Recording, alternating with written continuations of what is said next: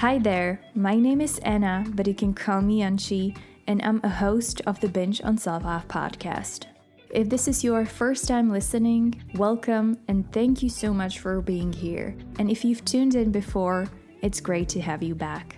Binge on Self-Love podcast started with me in my bedroom, recording and sharing my journey with binge eating disorder and with procrastination. But we are so much more than our eating disorder, and we are so much more than our problems. So this podcast is essentially about accepting yourself and everything that comes with it. Growth, pain, relationships, boundaries, habits, comparison, body image, confidence, you name it. Plus, you'll catch me having some insightful conversations with fantastic guests who open up and share their stories. So make sure to subscribe to the Binge on Self-Love on your favorite platform and join me every Tuesday for a brand new episode. Binge on Self-Love podcast is intended for informational purposes only. It doesn't provide professional medical advice, and it is not a substitute for diagnosis or treatment. Hello, welcome to the Binge on Self-Love podcast. My name is Anna and I'm your host. Thank you all so much for joining me today. I truly appreciate your support. I am recording this episode super randomly with not much preparation other than just a few thoughts that have been running through my mind since early morning. It's now 8 p.m. and I finally get a chance to record this. I want to open a topic that I believe a lot of us who struggled with an eating disorder, or a lot of people who have some knowledge of eating disorders, read something, have a brief understanding of it, or maybe have someone close to them who has been dealing with an eating disorder. What I want to talk about today is something that's probably not something a lot of us think about when we are dealing with an eating disorder. It's not something that would be the top priority for you when you are recovering. And it's definitely not something that you even expect to be impacted by an eating disorder. And that's your identity, and how dealing with an eating disorder for a long time, referring to a long time can be, of course, super subjective, but I've been dealing with an eating disorder on and off for over a decade, which is like crazy amount of time. And like many people, I was kind of hit by it, or the onset of my eating disorder was in my teenage years. So it affected me from teenage years until like now in some way, being 30, which is crazy long time. And I've actually never thought about until recently how much eating disorder affects your identity, how much of an impact it has on who you become or who you are as a person, or on the contrary, who you not become as a person.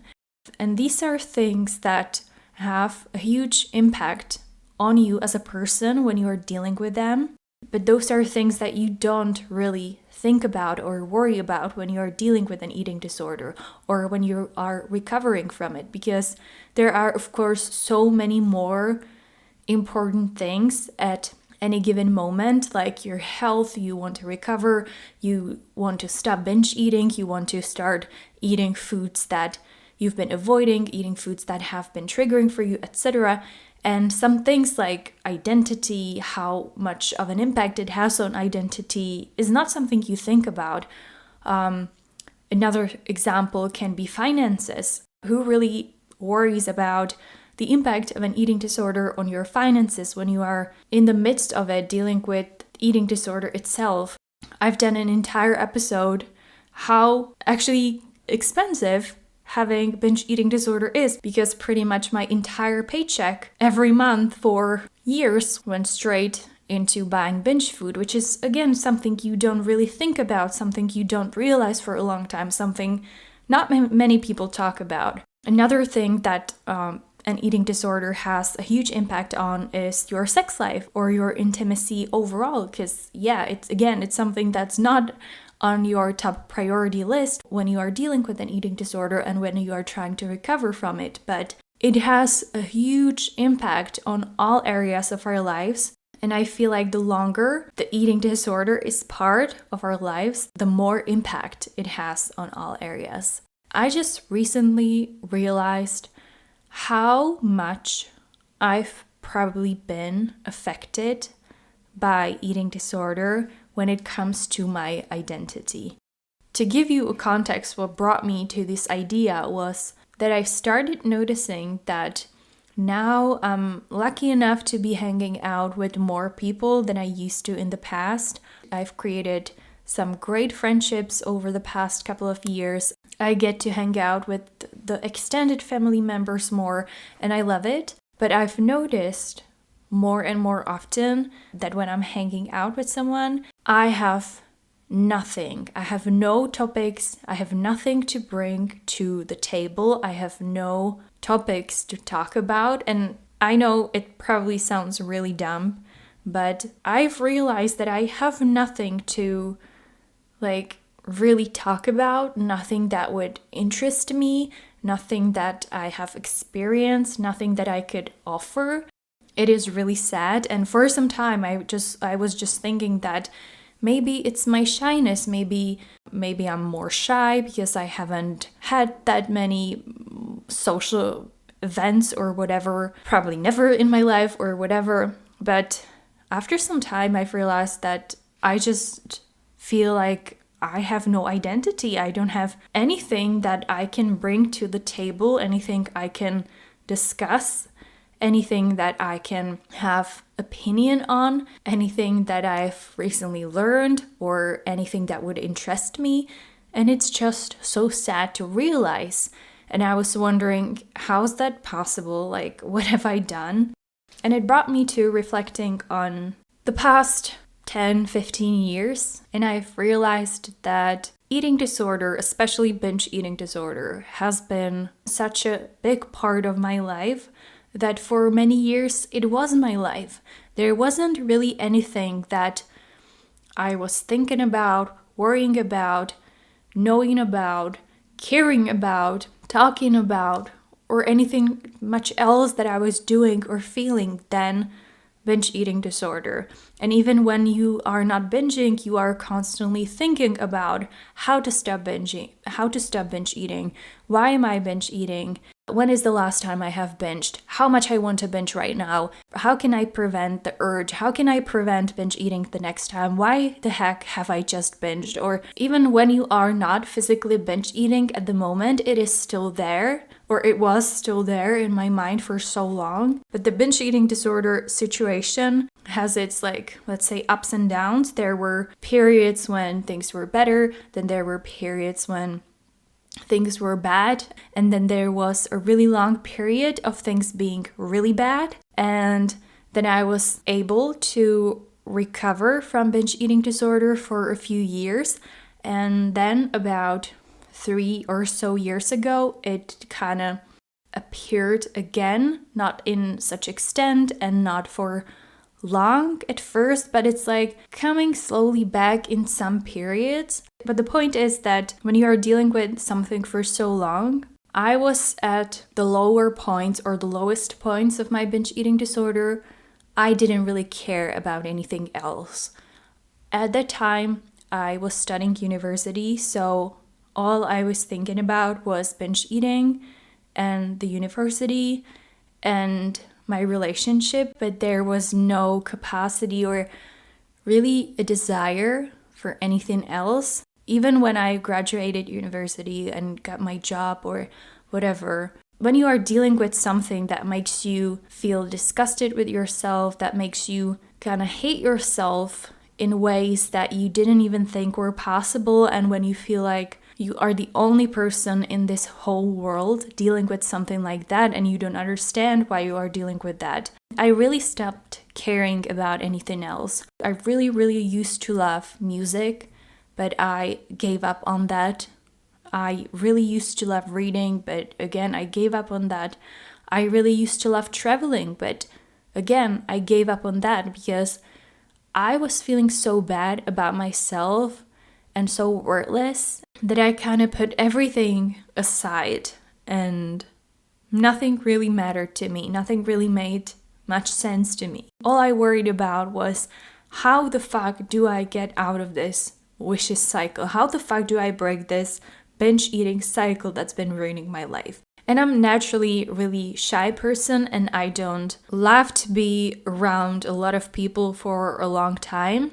So again, that isolated me even more, that I excluded myself from a lot of gatherings, a lot of opportunities and stuff and all that. This all brings me to right now when I'm 30 and I'm sitting somewhere with my friends or with someone who I haven't seen in a while, and I'm thinking like, well, what can I share about myself, about my life, about what I've encountered or saw or read or heard or whatever, and I cannot come up with anything. And also another point is that when I'm introducing myself to, let's say, a new colleague or someone, I have nothing to say. I don't know what to say. I only say, hey, I'm Anna, I'm 30 years old, I live in XYZ, I work as XYZ, and that's it. I don't even know, like, what are my hobbies, what I like to do in my free time, because I have no hobbies. I quit all of them, and I never got back to them, and I never explored the options of what I could do with my free time. Of course, I do this podcast and I love it, and I'm so grateful for being able to do it, but I still feel like I need to put myself out there a bit more and do things just for the sake of trying them, of trying something new, of exploring, doing something that's not a job or something that stresses you, but you just want to do something that you enjoy.